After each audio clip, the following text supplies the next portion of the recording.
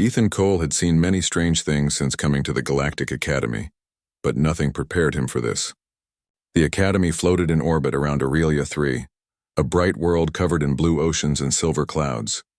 Thousands of students from dozens of species came here to study diplomacy, science, and peace after the long wars between humans and aliens finally ended.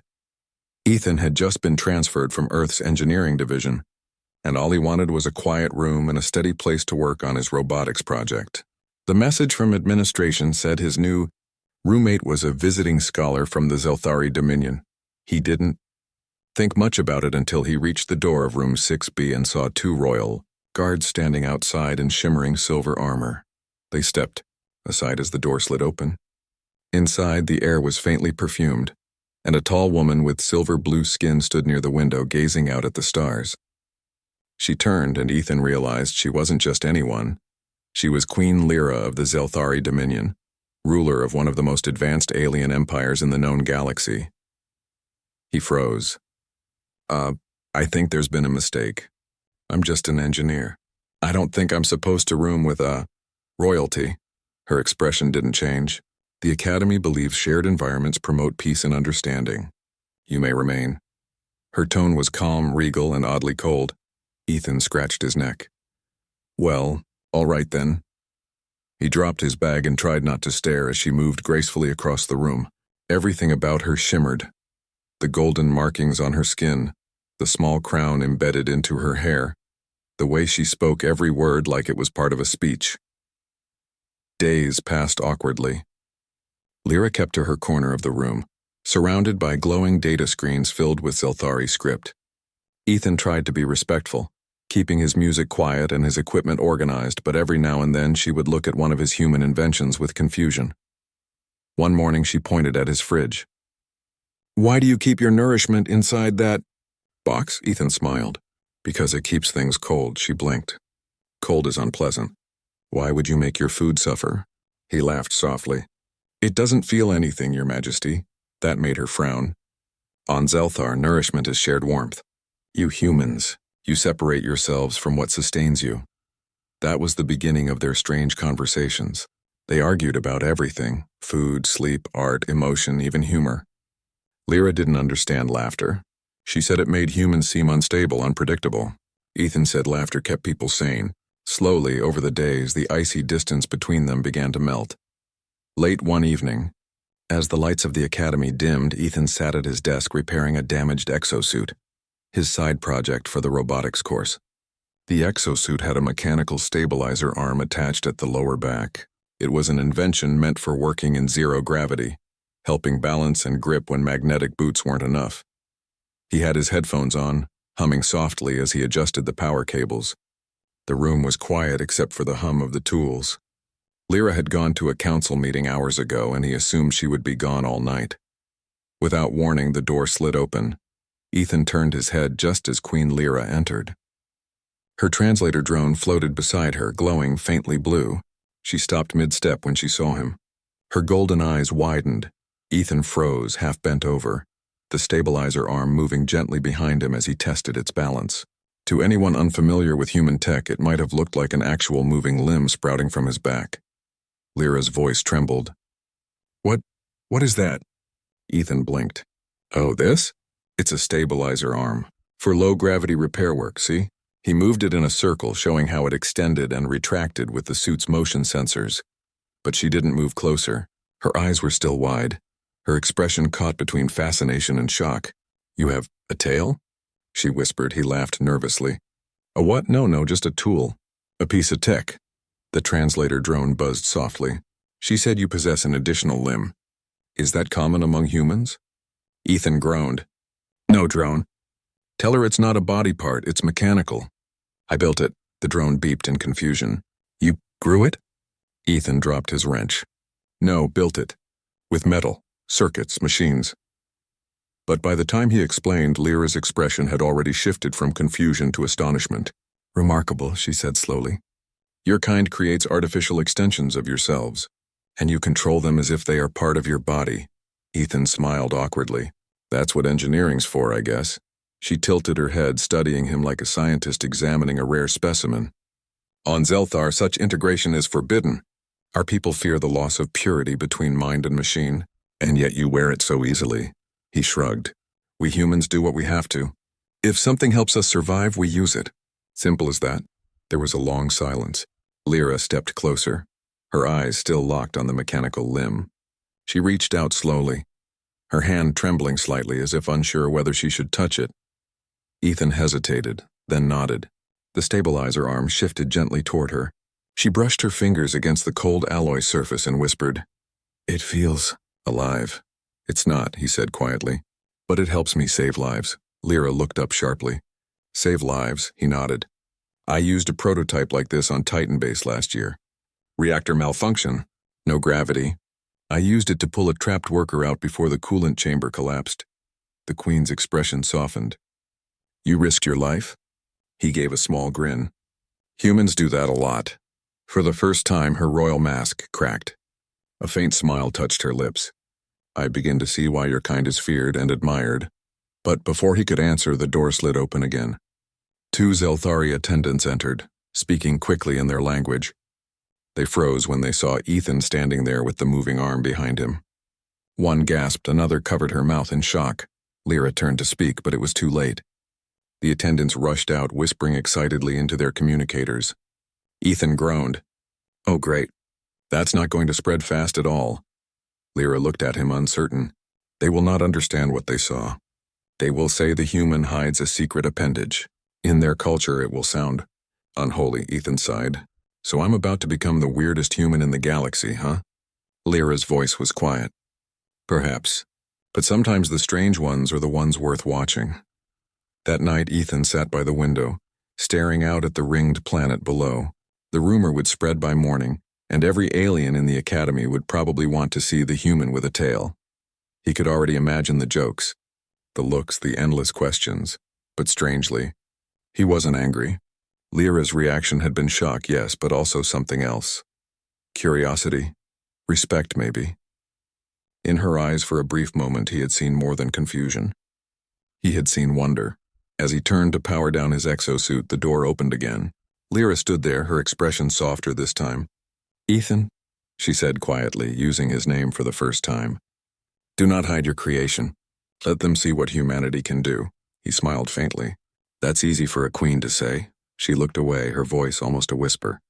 "I was born to rule millions. Yet today I realized I know nothing about courage."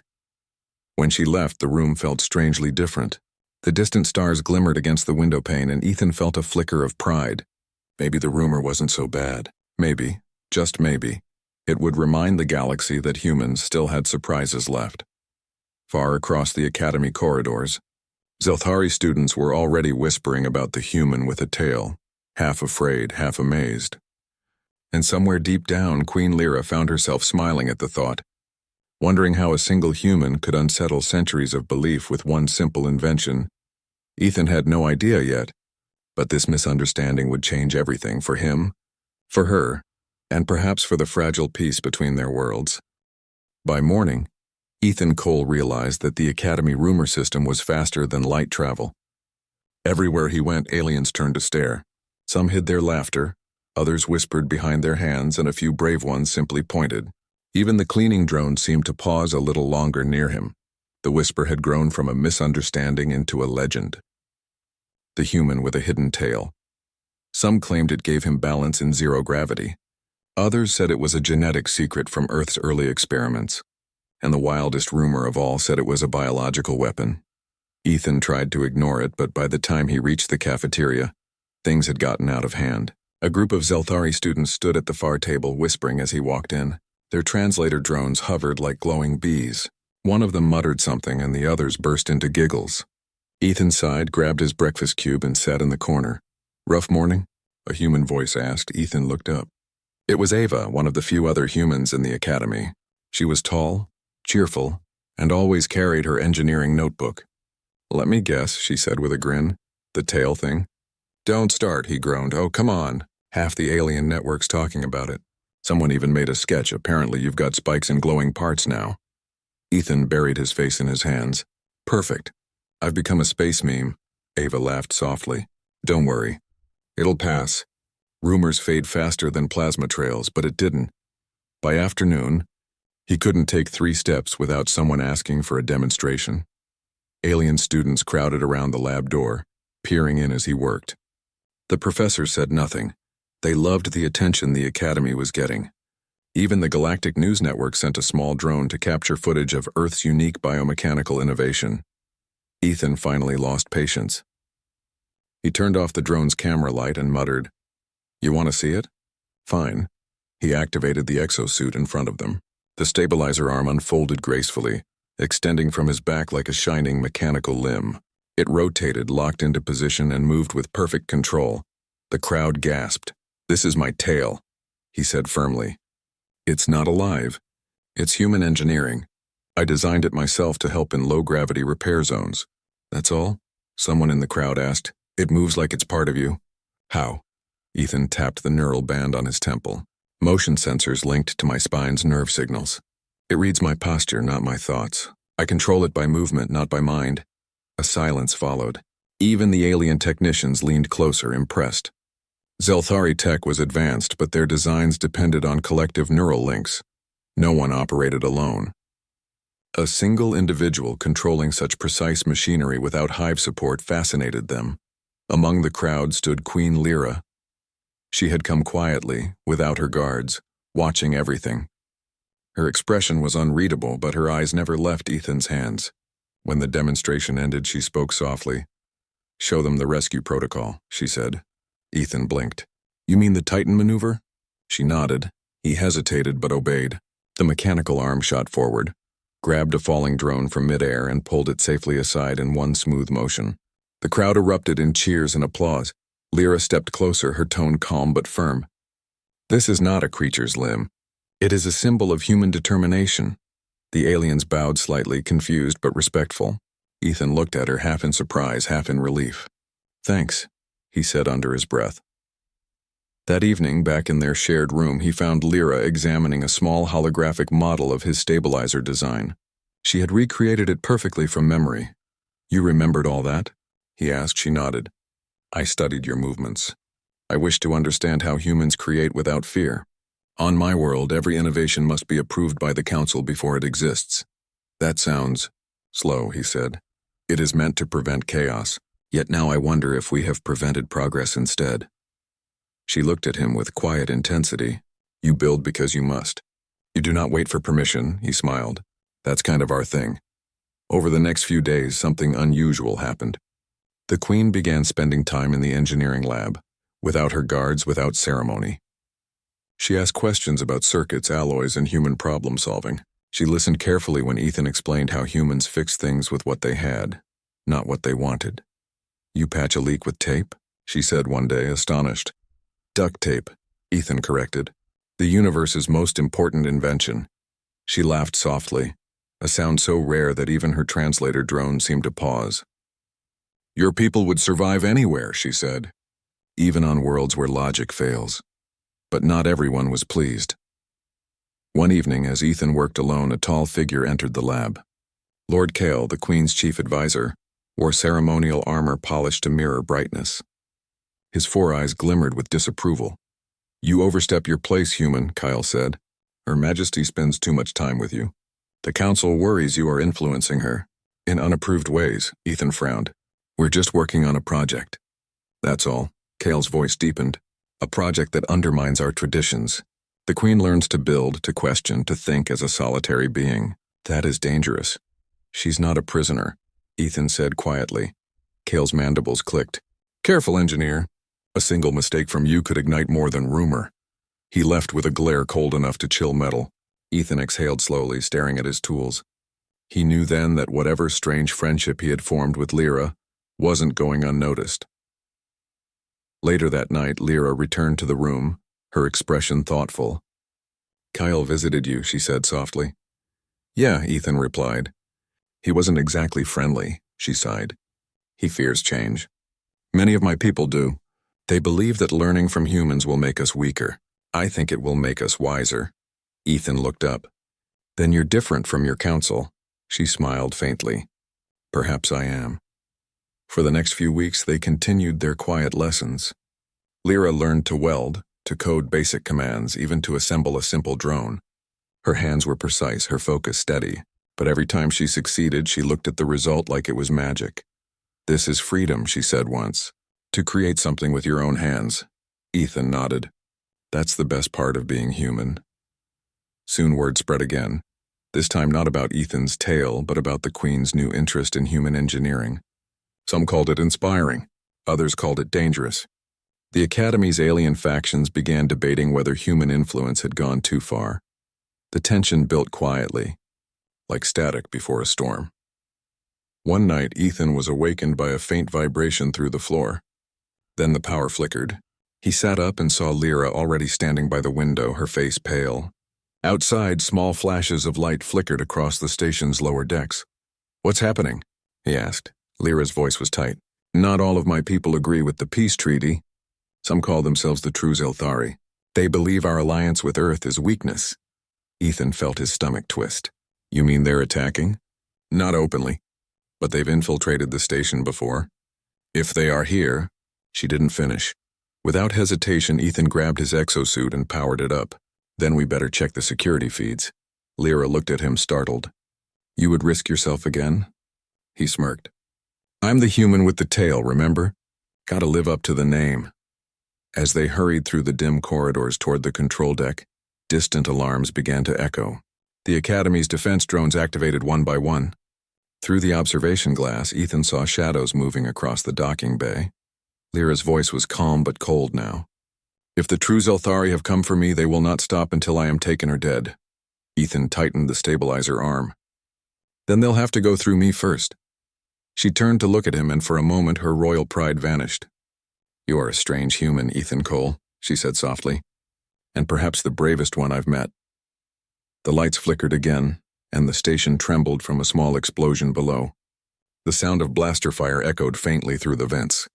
Lyra's translator drone hovered closer, warning of system breaches. The peace between their worlds was breaking, and in that instant, Ethan realized this was no longer about rumors or misunderstandings. The Queen was in danger, and he was the only one close enough and stubborn enough to protect her. He tightened the power grip on his mechanical arm, sparks flickering as it hummed to life. "All right, Your Majesty," he said with a determined grin. "Let's save your empire." And somewhere deep in the dark halls of the Academy, the first shadow moved. The alarms echoed across the Galactic Academy, flashing red lights painting the walls as students ran for shelter. Ethan Cole and Queen Lyra moved quickly through the corridor, their footsteps steady even as chaos spread around them. The metallic hum of the station vibrated through the floor, followed by the distant sound of energy weapons. "This way," Ethan shouted over the noise, guiding her toward the maintenance lifts. "If they're coming through the docking bay, we can cut them off from the reactor core." Lyra followed close behind, her long silver robes now torn at the edges. "The guards will protect the council wing, not the students. The true Zelthari always target weakness first. Then we'll stop them before they get there," Ethan said firmly, tightening the neural band around his temple. The stabilizer arm on his exosuit came to life, glowing faintly as it synced with his movement. The two entered a dim corridor filled with steam and flickering lights. Ethan tapped the wall controls and brought up the station map. Several red markers were already spreading through the lower decks. "They've breached the engineering bay," he muttered. "That's near the energy regulators," Lyra said. "If they destroy them, the whole Academy will fall into the planet's gravity field." Ethan took a deep breath. "Then that's where we're going." They moved quickly through the narrow maintenance shafts, avoiding patrolling drones. The hum of power lines surrounded them like the heartbeat of the station. Lyra's translator drone whispered warnings about energy fluctuations and possible intruder movement. But Ethan kept going. His focus was sharp, his steps sure. When they reached the engineering bay, the sight made him stop cold. A dozen armored figures stood around the main energy conduit, attaching explosives. They wore the red markings of the true Zelthari rebels. Lyra's own people now turned against her. The leader, a tall warrior with 4 glowing eyes, barked orders in the Zelthari tongue. Lyra's face tightened. "General Vane," she whispered. "He was once my father's guard." Ethan crouched behind a console. "He's setting up a detonator. If that core goes, the whole station's gone." Lyra nodded slowly, her voice calm. Then we stop him, together. Ethan glanced at her, half smiling. You're starting to sound human. She didn't smile back, but her eyes softened. Then perhaps there is hope for both our kinds. Before Ethan could answer, a rebel turned toward their hiding spot. Wait, someone's here! Blaster fire tore through the air. Ethan jumped, pulling Lyra behind a generator. The stabilizer arm extended, blocking one of the bolts with its shield plate. Sparks flew as metal clashed with plasma. Stay low, he shouted. He charged from cover, the mechanical limb striking like lightning. It grabbed a rebel by the chest plate and threw him aside. Ethan dodged another shot and swung the stabilizer's plasma torch in one smooth arc, cutting through a weapon barrel. The movement was fast, controlled, an extension of his body, not a tool. Lyra watched in shock as the human fought with pure determination, his every motion fluid and fearless. She had seen many soldiers in her life, but never one who fought without anger or hate, only resolve. When a rebel aimed at Ethan's back, Lyra raised her hand. A pulse of blue light shot from her bracelet, striking the attacker down. She looked at her hand in disbelief. I haven't used combat energy since my coronation. Guess now's a good time to remember. Ethan called out, ducking behind a console. They fought side by side, covering each other's blind spots, human engineering and alien power working together as if they were meant to. One by one, the rebels fell back toward the far exit. Finally, only General Vian remained. He stood tall, his armor scorched but unbroken. My queen, he said in the Zelthari language, his voice booming. You have betrayed your people. You stand beside a human while your empire weakens. Lyra stepped forward, her chin high. I stand beside a friend who saves lives while you destroy them. Vane raised his weapon. Then you will fall with him. Before he could fire, Ethan lunged forward. The stabilizer arm shot out, grabbing the general's weapon and yanking it aside. Vane countered with incredible speed, striking Ethan hard across the chest. He stumbled back, gasping as sparks flickered from his suit. Lyra's eyes flashed with anger. She lifted both hands, energy rippling across her palms. But Vane was faster. He threw a small explosive disc at her feet. Ethan saw it. He didn't think. He just moved. The stabilizer arm extended again, wrapping around Lyra and pulling her down as the disc exploded. The blast threw them both to the floor. The lights flickered, alarms screamed, and smoke filled the room. When the dust cleared, Vane was gone. Ethan groaned, pushing himself up. You okay? Lyra looked at him, eyes wide. You shielded me. He gave a weak smile. Guess that's becoming a habit. She shook her head in disbelief. Why? You could have escaped. He looked at the damaged stabilizer arm, half melted, still smoking. Because that's what humans do. We protect who we care about. Lyra stared at him for a long moment. Then, without another word, she helped him stand. Together, they worked to disable the remaining explosives before the next wave arrived. By the time the guards reached them, the rebels had already retreated. The core was safe, but the damage was done. The peace between Zelthar and Earth now hung by a thread. Days later, in the Academy's central hall, a ceremony was held. Representatives from dozens of species gathered to hear Queen Lyra speak. She stood tall in front of the crowd, her voice steady and strong. Today this academy stands because of one human's courage, she said. A man who faced danger not with power but with compassion. He risked his life to save mine, not because I am a queen, but because I am a person. Ethan stood awkwardly near the back, still wearing his damaged exosuit. When Lyra turned toward him, her eyes shone with gratitude. Ethan Cole, she said, her voice echoing through the hall. You are now recognized as the Royal Engineer of the Zelthari Dominion. You carry with you the title of Talebearer, a name of honor among my people. The hall erupted in applause. Ethan flushed red, rubbing the back of his neck. Thanks, I guess. After the ceremony, as the crowd dispersed, Lyra joined him by the viewing window. The planet below glowed in silver light. You have changed me, Ethan, she said softly. Before I met you, I believed humans were reckless and chaotic. Now I see that your chaos is the reason you endure. He smiled. And you've taught me that even the strongest people can learn something new. They stood in silence for a while, watching the stars drift by. Do you plan to return to Earth? She asked. Maybe, he said. But first I promised someone I'd finish teaching them how to weld. Her lips curved in a faint smile. Then I suppose the Queen must continue her lessons, he laughed. Just don't melt another desk this time. As they turned to leave, the translator drone hovered above them, recording the moment for the Academy's archive. To the galaxy, the story of the human with a tail had started as a rumor, but it had ended as something far greater, a symbol of unity, courage, and understanding between two very different worlds.